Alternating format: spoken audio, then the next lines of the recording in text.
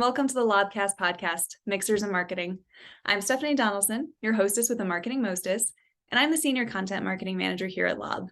I'm thrilled to be joined with our expert in residence, Summer Hanlon. Summer, do you mind introducing yourself to our listeners again? Sure. I am the Senior Director of Customer Success here at Lob and also the expert in residence.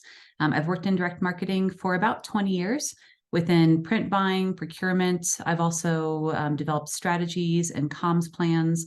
I've run analytics teams, run acquisition programs, cross-sell programs, you name it. I've done a bit of a 360 tour. So now I'm very excited to be part of the Lob team and to share my expertise with all of our fellow lobsters. Awesome. Well, thank you so much for joining us again. So today we're going to be talking about sliding into a new DM, direct mail instead of direct messages. And we're mixing up some great daiquiris. So if you want to make a strawberry daiquiri today, a single serving, you're going to need 4 ounces of frozen strawberries, 1.5 tablespoons of simple syrup, a 1/4 cup light or white rum, 1/4 cup of ice, and an 1/8 cup of lime juice, and then a little bit of kosher salt. Put all the ingredients in a blender, blend until smooth, and then enjoy. And Summer, I believe you took a different take on today's recipe. I did. I'm a big fan of the old school prohibition style cocktails that are very small and focused and quite dangerous, actually. And this is just 3 ingredients. So it's white rum, 2 ounces, 1 ounce of lime juice, and make sure it gets on the camera here. Pull it in front of you. There you There go. we go. Woo! And 3/4 ounces of simple syrup. You just shake over ice and double strain into whatever glass you prefer. It will look very small, but stick with 1 to start. Very powerful. Small but mighty, right? That's Yes. every marketing team that's out there right now. Well, cheers. And again, welcome to the show. Thank you very much.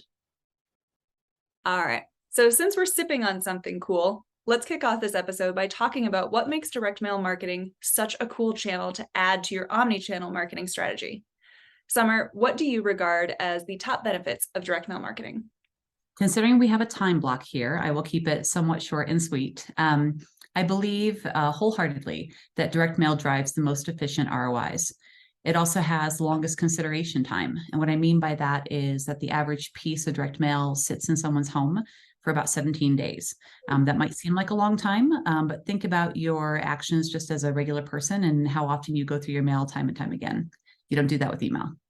It's tangible, it's personal, it drives a very strong response rate. And in my mind, it also seems to draw a stronger brand recognition because you're holding it in your hand, so your recall is going to be much better. It is known for establishing deeper trust with consumers because you can't click on it and then be redirected to something you didn't intend to visit. It's also very highly targeted and personalized, and it really complements digital marketing very well. No, that's awesome. I also really like your point about it establishing trust because I think about it too, like something that I'm holding and looking at compared to just going through my email. Because every morning, I have to go through my promotions tab on Gmail and it's like, nope, nope, nope, nope, nope. Whereas like my mail, I flip through it and I'm like, oh, that's a coupon. Okay, I'm going to save that. Oh, this is a free shipping code. Okay, I'm going to save that. Whereas the email might have had the same thing. But if I see your name back to back to back, sorry, that's too much. Not only that, when you think about it, most people have more than 5 inboxes and receive more than 600 emails a day, which means think about 2 weeks down the line, or the average of 17 days. Have you ever gone back to your inbox searching for something? We might have because we do this for a living, but the average person does not. No, definitely. So thinking about marketing to the average person, what should some marketers keep in mind when they're adding direct mail to their marketing strategy? Well, direct mail partners very well with a more omni-channel sort of approach. And by that, I mean multiple channels focused on an individual's experience, which is different than multi-channel. Multi-channel is just putting a lot of channels out there and hitting randomly. Also, right. It also complements email and display ads particularly well. I did some research prior to this podcast and learned that a recent study of about 600 marketers proved that when you add direct mail to an omni-channel comm stream, marketing campaign results experienced a lift of 63%. Wow. Now, that's not direct mail results, that's all campaign results. I did some further digging into it because I always like to make sure that these sources are relevant and trustworthy. And when I broke it out further, I found that the study determined that if the direct mail is a plain, generic, non-optimized direct mail piece, it drove a 51% overall lift.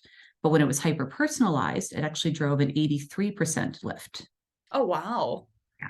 So That's the really key is add direct mail and personalize it. Well, not even that. I even think, you said 51% for just the generic regular one. I've talked on the podcast before. I believe it was an episode with Kim on, comparing direct mail and email marketing strategies.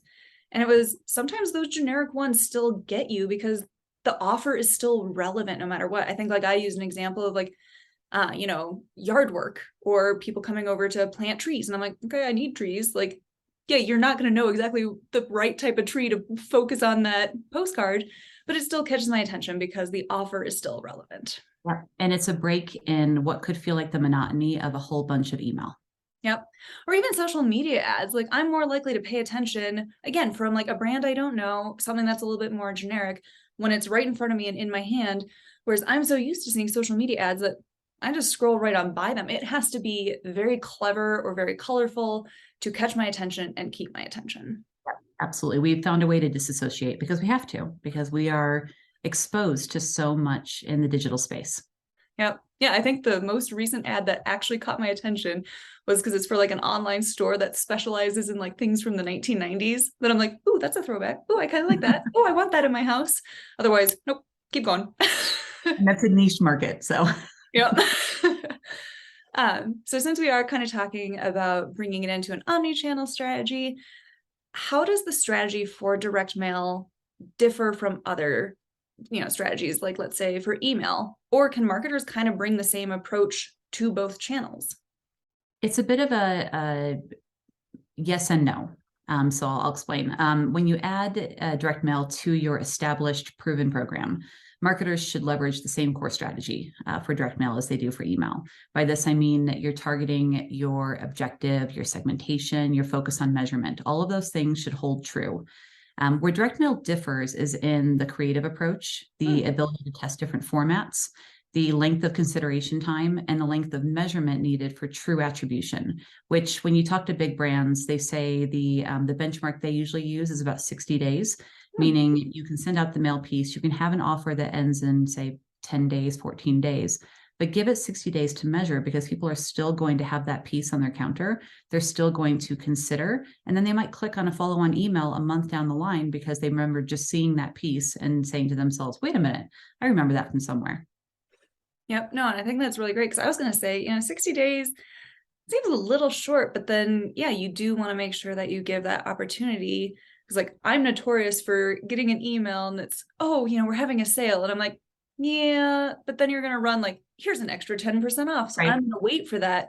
Whereas you could tee up that interest with a direct mail postcard. Hey, we're running a flash sale. And then they get that email like, looks like you haven't taken advantage yet. Here's free shipping. Boom, you got my business. Sounds like that might have worked for you in the past. Yep. Yeah, maybe once or twice. Who knows? All right. So before we talk about getting started with direct mail specifically, I do kind of want to talk about bigger company-wide strategies, specifically ESG or environmental, social, and governance goals. Those are really becoming a hot topic. With that trend, do you think that more marketers are going to rely on sustainable marketing channels like direct mail, which is carbon neutral when you send it through Lob? 100%. There's no question. Like I said, I've worked in direct marketing for just about 2 decades, and I've seen a really positive shift from companies to focus more on responsible and sustainable means of communication. The trend really started in the nonprofit industry. I think about the first customer I ever had, which was the Nature Conservancy. Not a surprise that they would want to make sure that they're only working with partners who can ensure sustainability. However, there were not a lot of partners at that time, and there still are not a lot of partners who can ensure that. So I really love the fact that now some of the largest brands in the US are looking for carbon neutral solutions.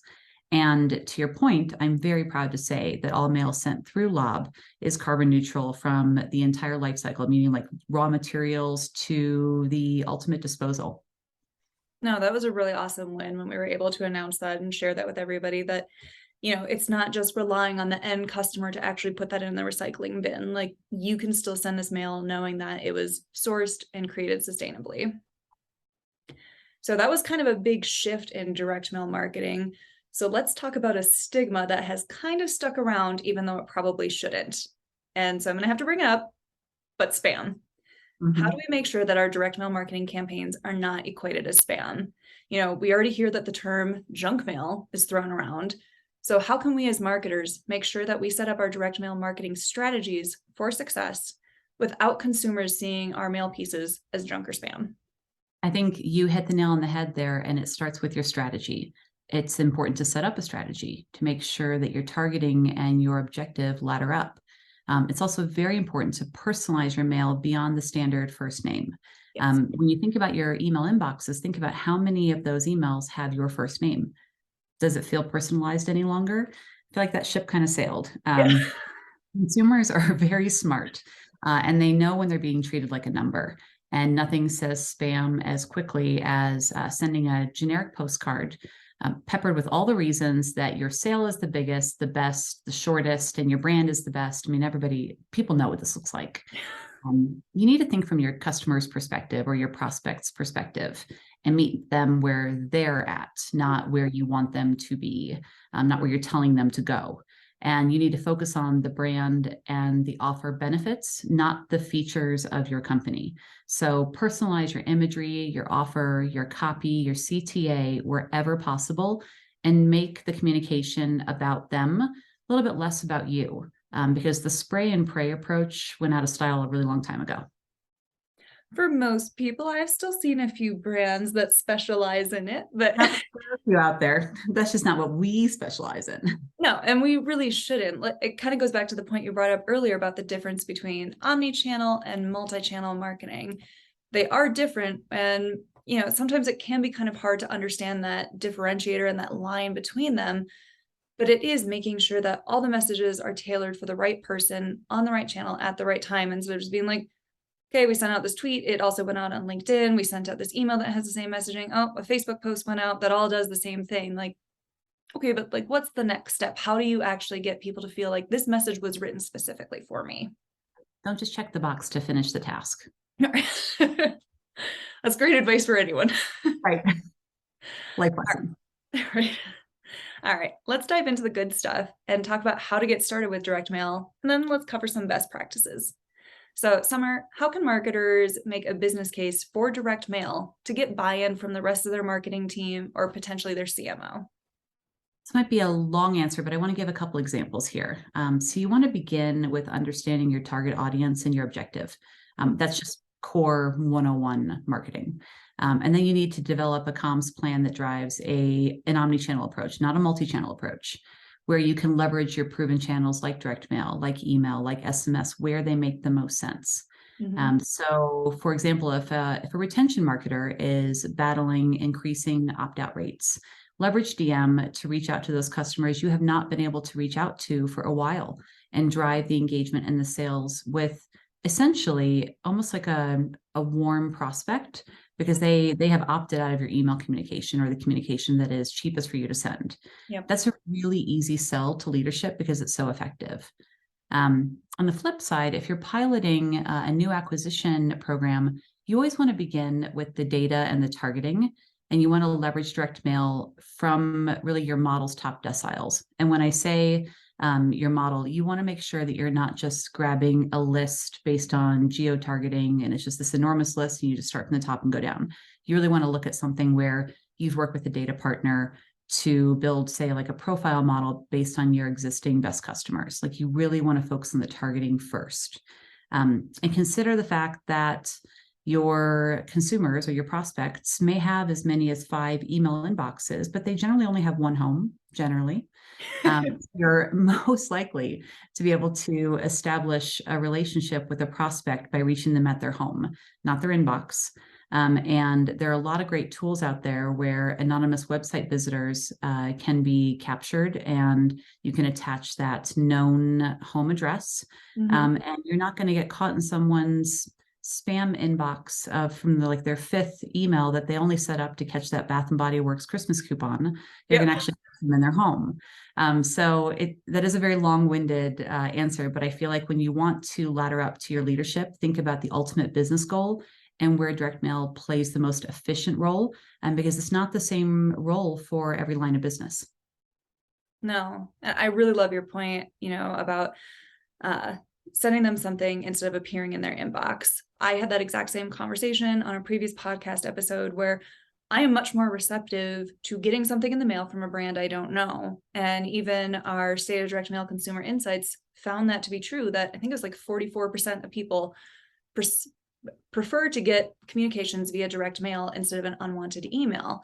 Whereas, yeah, if you're getting into my inbox, I already have so many brands that are sending me messages. I don't need one more unless I have told you I want you to email me special offers. But if you appear in my mailbox and again, you're giving me a coupon code to try you out or a trial run, something like that. Okay, I'm going to go to your website and say, here's the rest of my contact information. Right. Yeah.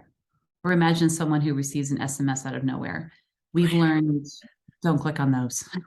No, it's spam. Like your immediate red flags go up because you're like, how'd you get my number? Who is this? I can't preview this link. So like, nope, sorry, it's getting deleted. Yeah, every business intel course you ever take at any company that you onboard with says, do not click on anything you don't know. Yep. That's just good advice for every consumer out there, Yeah. especially my mother. All right. So if you were a marketer and let's say you got that buy-in, and so now it's time to research the tools, the different providers, what would you say are the most important features or functionality that marketers should evaluate when looking at direct mail platforms? Look for platforms that make your life easier. A marketer's job right now is harder than ever before. I think it's fair to say, actually, not even just a marketer's job.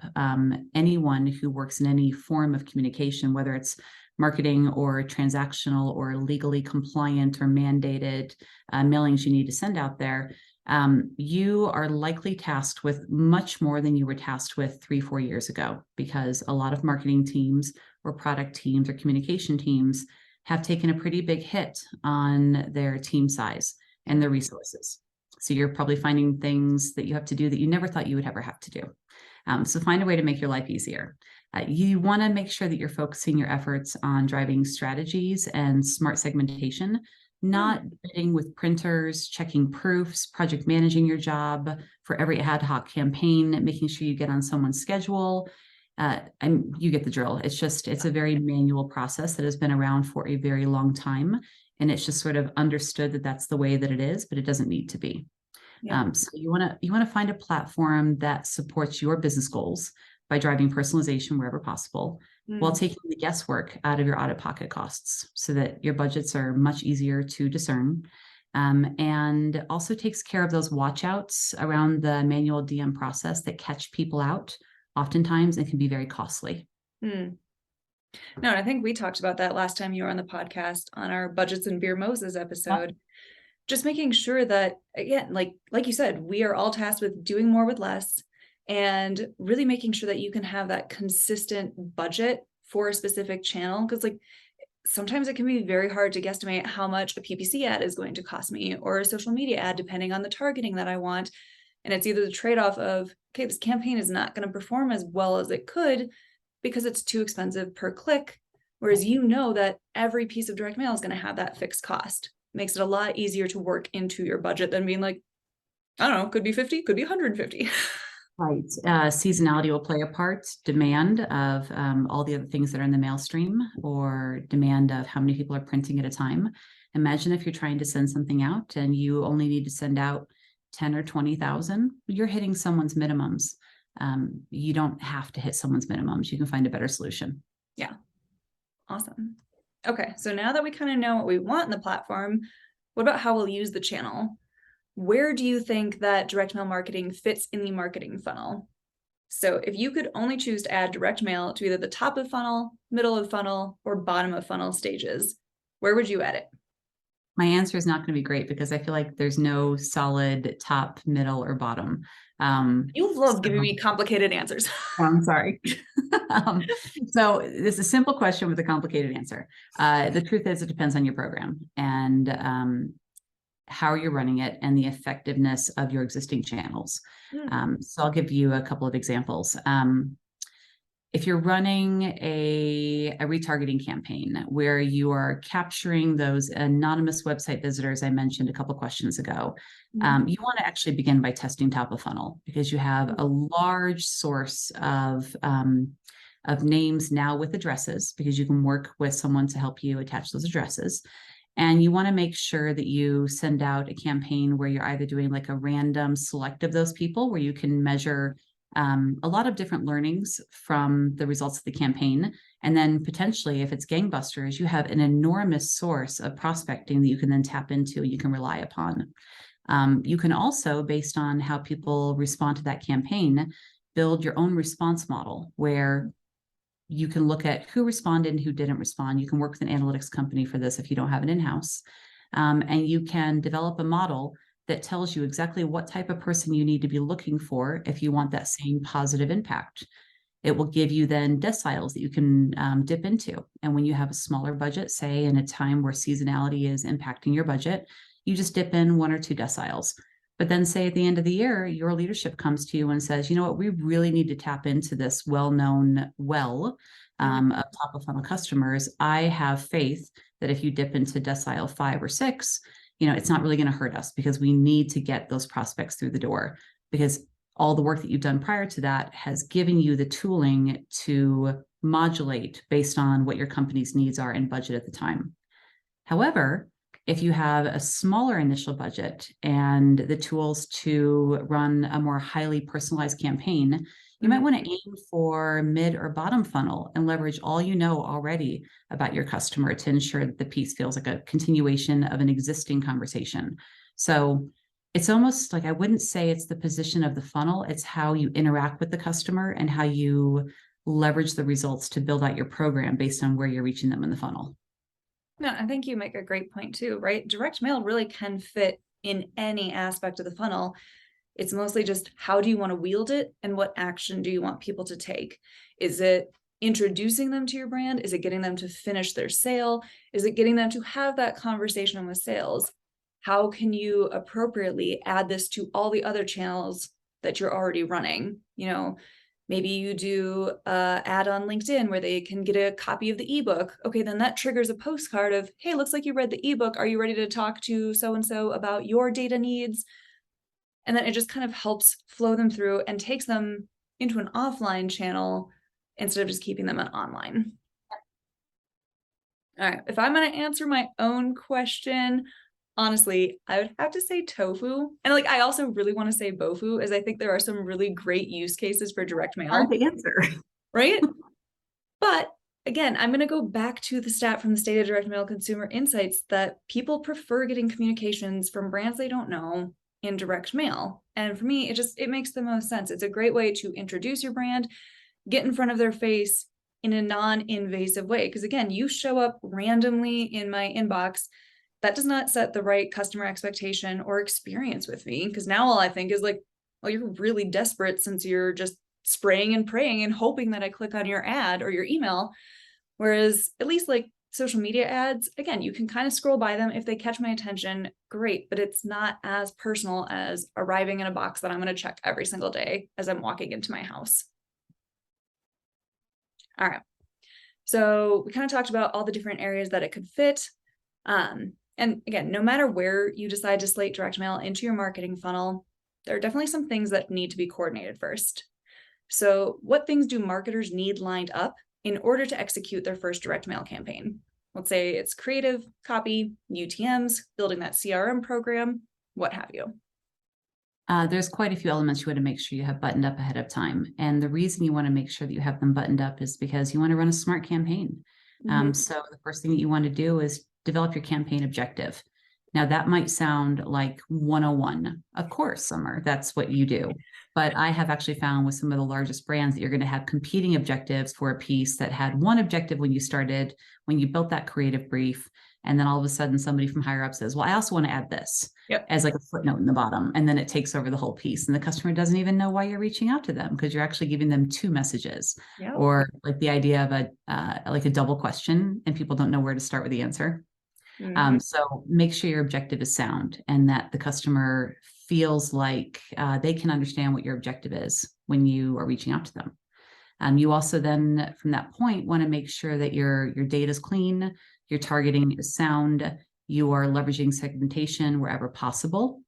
From that point, then you also want to make sure that your creative and your copy align with that segmentation and your target set. And this is where you can do all the personalization in the world when your data is clean and when those data variables ladder in to say, like you would think about your business rules for building an email, think about it the same way for direct mail, because you can do the absolute same thing with the platform. Yeah.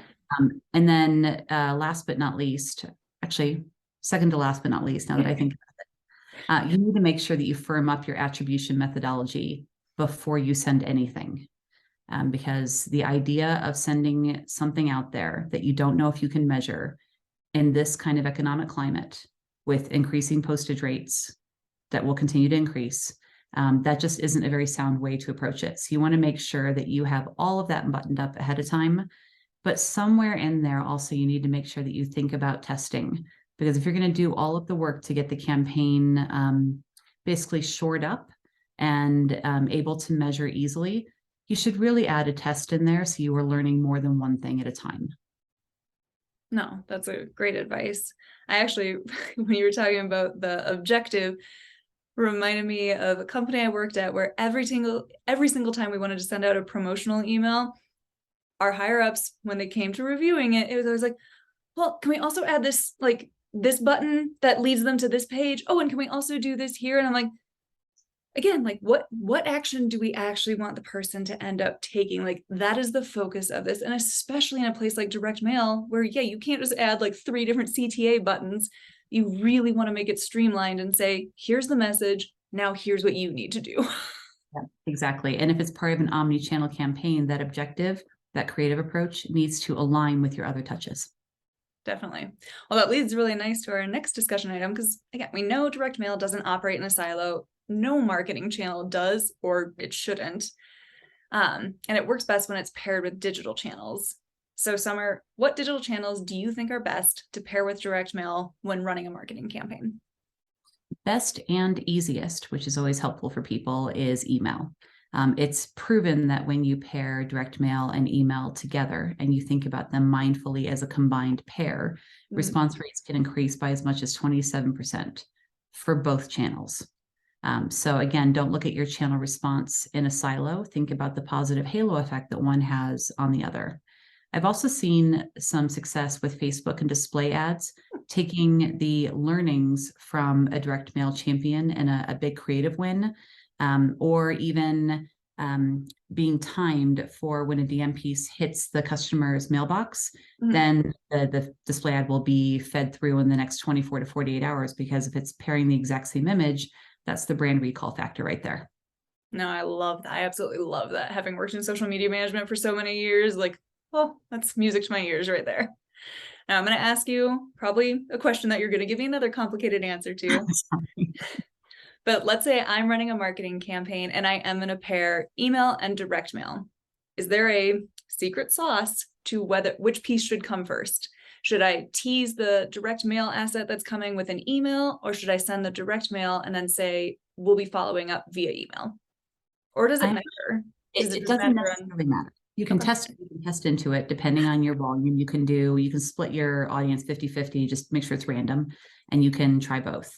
But one of the tactics that I've seen working really well right now, especially for a sort of like a prospect or a warm lead or even a win back program, is start with the DM piece. Because as you said, if you're reaching out to somebody who maybe hasn't worked with you in a while or has cut off ties, a direct mail piece is a little bit less intrusive. It's more trustworthy. And then you can follow up with an email, and especially working with the law platform, because you know when that piece reached the inbox. Then do a follow-on direct mail piece. So let's say you started with a 6x9 postcard just to get their interest up, followed up with an email and said you would provide them with more information. Then you can follow up with that direct mail piece that might even be a letter that provides them with either a personalized letter addressing the reasons that they left, or a personalized letter that speaks to why their business could really benefit from working with your brand. Yeah, no, I love that. I think there's something still a little special about getting letters in the mail. Like you kind of feel like a kid again, being like, "Ooh, someone wrote me." Yeah. Especially when you have an evergreen envelope. I found there's a ton of success with the idea. And for people listening, evergreen means just plain. The idea of piquing someone's interest because you have, say, a single or a double window envelope that doesn't have your brand on the outside. It feels less marketing, feels a little bit less salesy, and especially if you're doing B2B, much more likely to get through that gatekeeping at the very front and reach the person that you actually need to reach. Oh, I love that. That's great advice. Thank you. Of course. Going back to early this year, in the first podcast that we dropped of 2023, Sam Braverman and I were talking about 2023 marketing trends, and one was a big focus on the customer experience. So how do you think marketers can leverage direct mail to improve the customer experience? I think direct mail, as we've spoken about throughout this entire time, will develop a relationship based on trust. Some of the recent studies that I've seen have stated that Gen Z and millennials are more likely to respond to direct mail than digital channels. Mostly, I think, because so many people have been burned by clicking on the wrong thing that either creates havoc with their device or sends them to a place they never intended to visit. DM doesn't have a history of that type of experience. DM has a history of being reliable, of being trustworthy, of getting to the point. And when personalized in a very smart way, can initiate or strengthen relationships built on trust between a customer and the brand. No, I love that. And I think, again, like going back to our sustainability conversation, it's not relying on somebody to drop it in the recycle bin, but it's almost like that's the worst that can happen with a direct mail campaign. Someone just tosses it in the recycling, doesn't look at it again. But online, yeah, people can unsubscribe or report you as spam. I can go in and say, I never want to see ads from this brand ever again on Facebook. And you are slowly losing all those different channels that you could use. Whereas, yeah, if you come in with like a softer sell, get me interested, and then I start getting followed around online with your remarketing ads, okay, I'm a little bit more likely to go investigate your product or service because you've already kind of made that introduction in, again, a non-evasive way. All right. So lastly, before we talk about measuring the success of a direct mail marketing campaign, let's share some quick tips in terms of setting up your campaign for success. Summer, what would be your top 3 best practices for direct mail? Top three. Number 1, focus on your data. Make sure that your upfront targeting has strong segmentation and a plan for an omni-channel approach. If you don't start with the data, it doesn't matter how pretty your piece is. And in fact, actually, the more that I've studied this, I've learned that the data, even for retention campaigns, but also especially for acquisition campaigns, can make up to 70% of your success of the entire campaign. Up to. But it's important. More important than I think a lot of people give the data credit for. And I would follow that up with your strategy and your creative. And I put those together because I feel like they have to go together. And your creative needs to really ladder up to your strategy. Don't forget about the objective and the strategy of your campaign as you're developing your creative, or as your agency is developing the creative. Know your objective, make the CTA very easy to find, very clear, use that negative space, and focus on the customer benefit, like we've said, and not your company's features. The consumer might not necessarily care why you're the best. They want to know why you're the best for them and why it matters to them. Again, the creative only makes up about 25 to 30% of your ROI as far as like the impact. And then last but certainly not least is the proper analytics and attribution methods to ensure that you are measuring the true impact of direct mail. And that can be done best with measuring incrementality. So holding out a control group and then looking at how your treated group is responding in the marketplace. And by doing that, you're able to control for what's happening either, in the world or within your space. And goodness knows, a lot of things are being thrown at us right now, just as human beings. So control for what you can control. And that way you can really measure the true impact of the channel. Yeah, I feel like for the last 3 years, and I expect for the next 3 years, it's gonna be like, the economy's in a weird time. Like, when aren't we? Tell me when we're back to a normal time, please. I'll wait for that news alert. All right, I'm going to chime in and say that my top 3 would be the KISS model. So keep it simple, silly. So direct mail, especially postcards, are a small messaging format. You need to keep your message straightforward and to the point. You can't be overloading your mail piece with lots of copy, which is saying something, as I am a writer and I am notorious for overwriting. But when I look at it, I always apply the rule of like, writing for metadata, you have to keep it a certain character amount or it gets cut off. So imagine that your message is just going to run off the edge of the postcard. Make sure that you get the main point across as fast as you can. And then I completely agree. I call it the WIFM, which apparently I just love acronyms, but the what's in it for me. And like you said, it's all about the end customer, how they benefit from partnering with your brand instead of how you benefit from selling to them. It is about how their life is going to improve by working with you. And then finally, I'd say, like you mentioned, setting the right goals, having that right objective. And that way you can accurately measure its impact. When we were talking earlier about people coming in and being like, oh, can we also add this? And oh, what about this secondary CTA? And it's like, but then you're diluting your campaign and you can't accurately say like, yes, this CTA drove this many conversions. Here's why we need to A/B test it next time. Or, oh, this creative really worked well, whereas this method did not. And making sure that, yes, you are accurately attributing results to the right campaign instead of being like, I don't know, we sent a bunch of postcards. People replied. Might have worked. We got some results, right? That's really going to help you fight for your budget next time around. Right. Having worked in government, I am very good at fighting for budget. That's true. Yeah. Spend it, then you get it again. Yep. Or you spend it on December 31st. Exactly. All right. Since we are kind of talking already about attribution and measuring impact, let's move on to our final discussion topic of the day, direct mail measurement and reporting. So Summer, when you're thinking of a direct mail marketing metrics, what are the first few ones that come to mind? This is going to be my theme of the day, it feels like, but it really does depend on the line of business.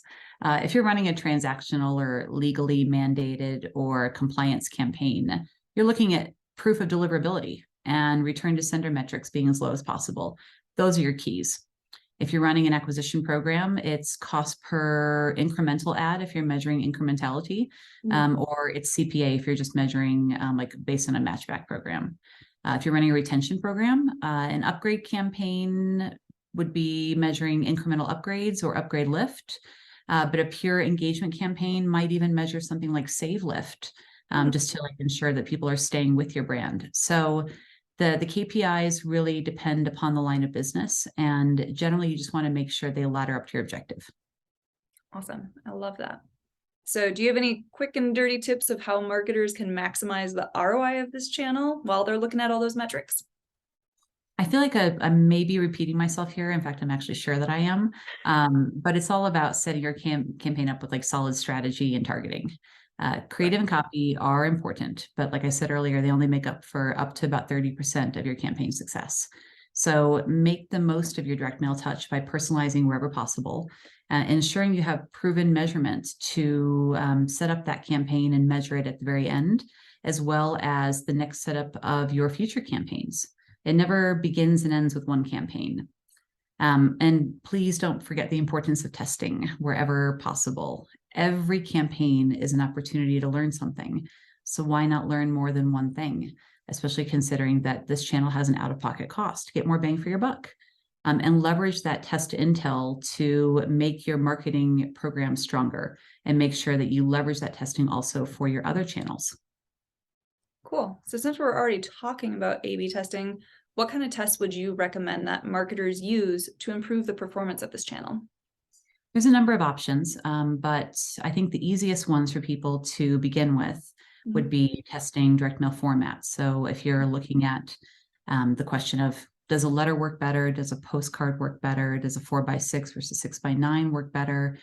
Just make sure that when you're doing that type of test, you keep the exact same content. I don't mean necessarily that your postcard should all just be black type and spaced out exactly the same, but make sure that the core content is the same. I would also recommend testing your call to action. I think that there's a lot of room for testing how you state call to action and even how you give your customer the option of reaching back out to you. Is it a unique toll-free number? Is it a vanity URL? Is it a QR code and another option? Is it, oh goodness knows, like a way for them to scan something and find the nearest store?